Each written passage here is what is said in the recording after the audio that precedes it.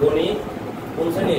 সপ্তম শ্রেণী। অনুশীলনী 2.2 আমাদের আলোচনার বিষয় হচ্ছে কি ত্রৈরাশিক অনুপাত। আগে আমরা শব্দটাকে একটু ভেঙে দেখি। ত্রৈরাশিক মানে কি?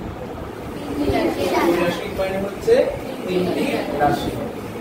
ঠিক আছে, সংজ্ঞাতে কি আছে দেখো, সমানুপাতে। কি সমানুপাত? শব্দটা কি? এখন বলো সমানুপাতে কয়টি রাশি থাকে? 4টি রাশি। সমানুপাতে কয়টি রাশি থাকে? সমানুপাতে কয়টি রাশি থাকে? 4টি রাশি। ঠিক আছে, সমানুপাতে তাহলে কয়টি রাশি? 4টা রাশি। 4টি রাশির মধ্যে 3টি রাশি কি করবে? জানা থাকবে। তাহলে সমানুপাতের মধ্যে রাশি কি 3টি নাকি 4টি? তাহলে 4টার মধ্যে তোমাকে কয়টা রাশির মান দিয়ে দিবে? 3টা রাশির মান মানে দেওয়া থাকবে বা তুমি জানতে পারবে। জানা থাকলে মানে চতুর্থ রাশি নির্ণয় করা যাবে। এই চতুর্থ রাশি নির্ণয় করার পদ্ধতিকে কি বলে? ত্রৈরাশিক বলে। কথা কি বুঝতে পারছি? ত্রৈরাশিকে 3টি মান দেওয়া থাকবে, তুমি চতুর্থ রাশিটা কি করতে পারবা? তাহলে ত্রৈরাশিকটা কার উপরে ডিপেন্ডেন্ট? সমানুপাতের উপরে ডিপেন্ডেন্ট। সমানুপাতে মোট কয়টা রাশি? 4টা। 4টার মধ্যে তোমাকে কয়টা মান দিবে? 3টা। তোমাকে কয় নাম্বার মান বের করতে হবে? 6 নাম্বার। এই সিস্টেমটাকে বলা হয় ত্রৈরাশিক অনুপাত। ঠিক আছে, আমরা সমানুপাতে একটা সূত্র নির্ণয় করছিলাম। কেমন? যে প্রথম রাশি অনুপাত কি দ্বিতীয় রাশি, দ্বিতীয় রাশি অনুপাত কি চতুর্থ রাশি। এই অনুপাত দুটো কিভাবে পরস্পর কি হবে? সমান হবে। আর আমাদের অনুপাত একটি কি ভগ্নাংশ। এই জন্য প্রথম রাশি বাই দ্বিতীয় রাশি, তৃতীয় রাশি বাই চতুর্থ রাশি। তারপর কি আকারে লিখলাম? আমরা এটাকে ভগ্নাংশ আকারে লিখলাম।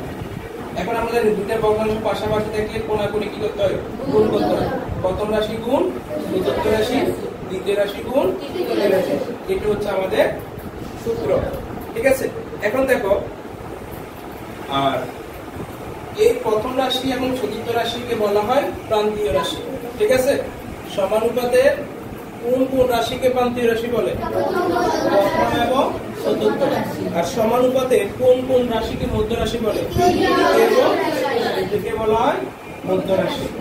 এখন একটা অঙ্ক আমরা তোমাদেরকে দেখাবো। ধরো এখানে তোমাদের পাঠ্য বইতে আছে 3, 6, 7। ঠিক আছে, এর চতুর্থ সমানুপাতি নির্ণয় করো। সমানুপাতি নির্ণয় করো। এখন দেখো এখানে মান আছে কয়টা? তার মানে কি ত্রৈরাশিক। এটা কি 3টি রাশি জানা থাকে, তার নাম কি ত্রৈরাশিক। আর চতুর্থ রাশিটা কি করতে হবে? বের করতে হবে। তাহলে এটা কোন রাশি বলো? এটা হচ্ছে প্রথম রাশি। এটা কোন রাশি? দ্বিতীয় রাশি। এটা কোন রাশি? তৃতীয় রাশি। তাহলে কোনটা বের করতে হবে? তার মানে প্রথম রাশির নিচে কত বসাবো? 3। আর দ্বিতীয় রাশির নিচে কত বসাবো? 6। আর তৃতীয় রাশির নিচে কত বসাবো? 7। মান বসালে কোন রাশি দেখতেছি আমরা? ওটা কি বুঝাতে পারছি? আসো আমরা যখন অঙ্ক করব তখন আমরা বেসিকটা বুঝাই দেব। এখন দেখা আছে এখানে লেখা আছে দ্বিতীয় রাশি বের করতে বলছে। কি রাশি বের করতে বলছে? দ্বিতীয় রাশি। দ্বিতীয় রাশি। তাহলে এটা কত রাশি? প্রথম রাশি। এটাকে কোন রাশি করব? দ্বিতীয় রাশি। এটাকে কি তৃতীয় বলা যাবে? কারণ দ্বিতীয় বের করতে হবে, তাহলে দ্বিতীয়টাকে বাদ দিতে হবে। তাহলে এটাকে দ্বিতীয় বলবো? কারণ দ্বিতীয় আমাকে বের করতে হবে, তার মানে আমার এখানে দ্বিতীয় নাই। তাহলে এটা কোন রাশি? তৃতীয়। এটা কোন রাশি? এটা কি বুঝতে পারছি? কোন অঙ্ক বলছে যে চতুর্থ তৃতীয় সমানুপাতি বের করো। তাহলে আমরা লিখে দেওয়া আছে এটা কোন রাশি? এটা দ্বিতীয় রাশি। এটা চতুর্থ রাশি। এটাকে কি তৃতীয় রাশি বলা যাবে? কোন এবার তোমাকে বলছে যে প্রথম সমানুপাতি নির্ণয় করো। তাহলে এটাকে কি প্রথম বলা যাবে? প্রথম আমাকে কি করতে হবে? বের করতে হবে। তাহলে প্রথম যখন নাই তাহলে এটা হবে কি? দ্বিতীয়, তৃতীয়, চতুর্থ। এটা হচ্ছে আমার বেসিক আলোচনা। এবার এই অঙ্কটা আমরা এই সূত্রের মাধ্যমে বসাই আমরা অঙ্কগুলো ক্লাসে করব। তাহলে আমরা কি ত্রৈরাশিক বুঝতে পারছি? ওকে, ধন্যবাদ। তাহলে আমরা এই অঙ্কটা করি কেমন? তাহলে ত্রৈরাশিকের সূত্রটাকে আমরা সবাই জানি। কি কি কি বলো দেখি?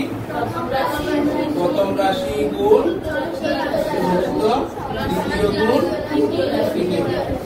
বলো দেখি প্রথম রাশি কত? 3 গুণ চতুর্থ রাশি কি বের করতে বলছে না? তাহলে চতুর্থ রাশি আমরা জানি না, চতুর্থ লিখে রাখবো। দ্বিতীয় রাশি কত? 6। তৃতীয় রাশি কত? 7। বা 3 গুণ কত? চতুর্থ, কারণ এটা গুণ করা যায় না। 6 7 কত? 42। বা চতুর্থ এখানে থাকবে, ওইদিকে গেলে কি যাবে? ভাগ হয়ে যাবে। ঠিক আছে, ভাগ হলে চতুর্থ সমান কত বের হবে? 3 একে 3 3 4 12। তাহলে চতুর্থ সমানুপাত এটা বের করা গেছে। তোমার যার যার মান আছে তার নিচে বসাই তোমাকে গুণ করে পক্ষান্তর করে অঙ্কটা করে ফেলতে হবে। ঠিক আছে।